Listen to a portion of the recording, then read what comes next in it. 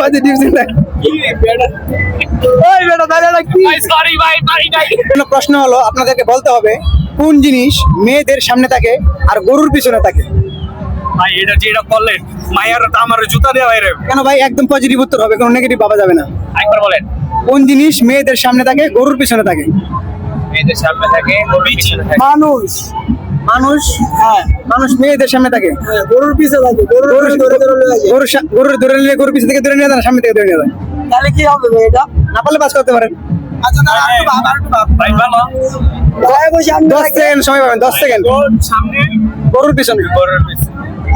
দুধ। কি? দুধ। এটা কি পজিটিভ উত্তর হলো ভাই? বলছিলাম দর্শক সরি ভাই বুঝছি ভাইরা উত্তরটি পাস করেছে।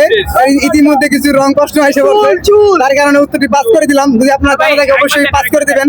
সঠিক উত্তর কি হবে আপনারাই বলে দেন।